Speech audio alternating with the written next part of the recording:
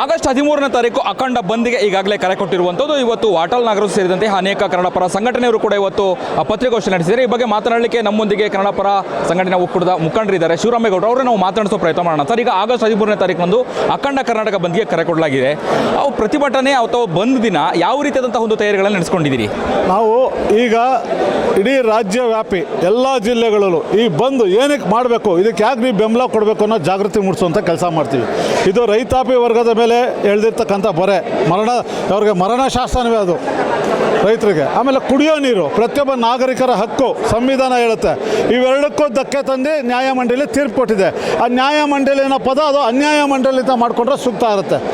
ಈ ನಿಟ್ಟಿನಲ್ಲಿ ಈ ರಾಜ್ಯದ ಜನರು ಪ್ರಬಲವಾದ ವಿರೋಧವನ್ನು ತೋರಿಸ್ತಲೇ ಇದ್ದರೆ ಅದು ಎಲ್ಲೋ ಒಂದು ಕಡೆ ನಮಗೆ ನಾವೇ ಗೋರಿ ತೊಡ್ಕೊಂಡು ಮುಚ್ಕೊಂಡಂಗೆ ಆಗುತ್ತೆ. ಆದ್ದರಿಂದ ಈ ಹೋರಾಟಕ್ಕೆ ಕಾರ್ಮಿಕರು, ನೌಕರರು, ರೈತಾಪಿ ವರ್ಗದವರು, ಪ್ರತಿಯೊಬ್ಬ ನಾಗರಿಕನು, ಪ್ರಜೆನೂ, ಈ ನಾಡಿನಲ್ಲಿ ಇರ್ತಕ್ಕಂಥವ್ರು ಪ್ರಾದೇಶಿಕ ಅಸ್ಮಿತೆ ಬಗ್ಗೆ ಗೌರವ ಇರೋನು ಇದು ಬೆಂಬಲ ಕೊಟ್ಟೇ ಕೊಡ್ತಾರೆ. ಬಂದಿರುವಂಥ ಹಿನ್ನೆಲೆಯಲ್ಲಿ ಎಲ್ಲಿ ಸೇರ್ಕೊಳ್ತೀರಿ? ಎಲ್ಲಿಂದ ಪ್ರಾರಂಭ ಆಗುತ್ತೆ? ಹೇಗಿರುತ್ತೆ? ರ್ಯಾಲಿ ಏನಾದ್ರು ಮಾಡ್ತೀರಾ ಅಥವಾ ಹೇಗೆ? ಮುಂದಿನ ದಿನಗಳಲ್ಲಿ ಹೇಳ್ತೀವಿ. ಆದರೂ ಸಹ ನಮಗೆ ಅನಧಿಕೃತವಾಗಿ ತಿಳಿಸೋಕೆ ಇಚ್ಛೆ ಪಡ್ತೀನಿ. ಯಾಕಂದರೆ ಅದು ಟೌನ್ ಹಾಲಿಂದ ಫ್ರೀಡಮ್ ಪಾರ್ಕ್ವರೆಗೂ ಮೆರವಣಿಗೆ ಬರಬೇಕು ಅಂತಿದ್ದೀವಿ.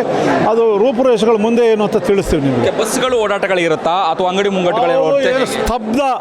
ಒಂದೇ ಒಂದು ಆರೋಗ್ಯ, ಔಷಧಾಲಯ, ಆಸ್ಪತ್ರೆ ಇದೊಂದು ಬಿಟ್ಟು ಇನ್ನೆಲ್ಲವೂ ಸ್ತಬ್ಧವಾಗಿರಬೇಕು. ವಿಮಾನ ಹಾರಾಟ ಆಗಬಾರ್ದು, ಮತ್ತೆ ಏರ್ಪೋರ್ಟ್ಗೂ ಕೂಡ ಮುತ್ತಿಗೆ ಹಾಕಬೇಕನ್ನುವಂತಹ ಒಂದು ಹೇಳಿಕೆಯನ್ನು ಕೂಡ ಕೊಟ್ಟಿರುವಂಥದ್ದು, ಕರೆ ಕೊಟ್ಟಿದ್ದಾರೆ, ಎಚ್ಚರಿಕೆ ಕೊಟ್ಟಿದ್ದಾರೆ ವಾಟಾಳ್ ನಾಗರಾಜ್. ವಿಮಾನವೂ ಇದೆ, ರೈಲು ಇದೆ. ಉದ್ದೇಶಗಳು ನಮ್ಮ ಪ್ರಯತ್ನವನ್ನು ಶಕ್ತಿ ಮೀರಿ ರಾಜ್ಯವನ್ನು ಸ್ತಬ್ಧ ಮಾಡುವಂಥ ಕೆಲಸವನ್ನು ಹೋರಾಟಗಾರರು ಮಾಡೋಕ್ಕೆ ಕೆಲಸವನ್ನು ಶುರು ಮಾಡ್ತಾರೆ. ಆಗಸ್ಟ್ 13ನೇ ತಾರೀಕು ಬಂದಿರುವಂಥ ಹಿನ್ನೆಲೆಯಲ್ಲಿ ಮತ್ತೇನಾದರೂ ಪೂರ್ವಭಾವಿ ಸಭೆಗಳಾಗತ್ತಾ, ಮೀಟಿಂಗ್ಗಳು ಮಾಡುವಂಥ ಹಿನ್ನೆಲೆ ದಿನನಿತ್ಯ ಕಾರ್ಯಕ್ರಮದ ಚಟುವಟಿಕೆಗಳು ನಡೀತಾ ಇರುತ್ತೆ. ಹೇಳಿದ್ನಲ್ಲ, ರಾಜ್ಯವ್ಯಾಪ್ತಿ ಜಾಗೃತಿ ಮೂಡಿಸುವಂಥ ಕೆಲಸಗಳು ಹೀಗೆ ಪ್ರತಿಯೊಂದು ನಡೀತಾ ಇರುತ್ತೆ. ಆ ನಿಟ್ಟಿನಲ್ಲಿ ಯಾವುದೋ ಸುಮ್ಮನೆ ಕುಳಿತುಕೊಳ್ಳೋದಿಲ್ಲ. ಈ ಒಂದು 13ನೇ ತಾರೀಕು ಬಂದ ಬಗ್ಗೆ ಸಾಕಷ್ಟು ಜಾಗೃತಿ ಮೂಡಿಸೋ ಕೆಲಸಕ್ಕೆ ದಿನ ಕ್ರಿಯಾಶೀಲವಾಗಿರ್ತೀವಿ ಅಂತ ಹೇಳಕ್ಕೆ ಇಚ್ಛೆ. ಕೇಂದ್ರ ಮತ್ತು ರಾಜ್ಯ ಸರ್ಕಾರಕ್ಕೆ ಈ ಮೂಲಕ ಏನು ಹೇಳಿಕ್ಕೆ ಬಯಸ್ತೀರಿ ಕೊನೆಯದಾಗಿ? ಎಲ್ಲರೂ ನೋಡ್ರಿ, ದೇವೇಗೌಡರ ಆದಿಯಿಂದ ಹಿಡಿದು ಇವತ್ತಿನವರೆಗೂ ಎಲ್ಲರೂ ನೀರು ಬಿಟ್ಟಿರೋರೆ. ಇದು ಯಾವ ಪಕ್ಷ ಯಾರು ಅಂತ ಹೇಳೋಕ್ಕಾಗಲ್ಲ. ರಾಜ್ಯದ ಬದ್ಧತೆ ಬಗ್ಗೆ ಒಂಚೂರು ಗೌರವದಿಂದ ನಡ್ಕೊಂಡ್ರೆ ಅದು ಬಂಗಾರಪ್ಪ ಅವರೊಬ್ಬರೇ. ಆ ನಿಟ್ಟಿನಲ್ಲಿ ನೀವು ನಡೀರಿ ಅಂತ ಸಲಹೆ ಕೊಡ್ಬೋದು. ನಿಮ್ಮ ಸರ್ವ ಪಕ್ಷಗಳ ಸಭೆ ಕಟ್ಕೊಂಡು ಏನು ಮಾಡ್ತೀರಾ? ಅಲ್ಲಿ ನೀರಾವರಿ ತಜ್ಞರು ಇರ್ತಾರ, ಹೋರಾಟಗಾರರು ಇರ್ತಾರ, ಈ ನಾಡಿನ ಅಸ್ಮಿತೆಗೆ ಸಂಬಂಧಪಟ್ಟಂಥ ರೈತಾಪಿ ವರ್ಗದವ್ರು ಇರ್ತಾರ, ಯಾರೂ ಇರಲ್ಲ. ಆ ಸಭೆ ನೀವು ಸೂಕ್ತವಾಗಿ ನಾಡಿಗೆ ಸಂಬಂಧಪಟ್ಟಂಥ ಎಲ್ಲ ಸಾಧಕರನ್ನ ಕರೆದಿ ಸಭೆಯನ್ನು ಮಾಡಿ ಅಂತ ಹೇಳಕ್ಕಿದೆ.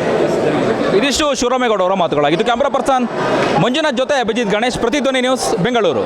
ಹೆಚ್ಚಿನ ವಿಡಿಯೋಗಳಿಗೆ ಪ್ರತಿಧ್ವನಿ ಯೂಟ್ಯೂಬ್ ಚಾನೆಲ್ ಸಬ್ಸ್ಕ್ರೈಬ್ ಮಾಡಿ, ಬೆಲ್ ಐಕಾನ್ ಕ್ಲಿಕ್ ಮಾಡಿ.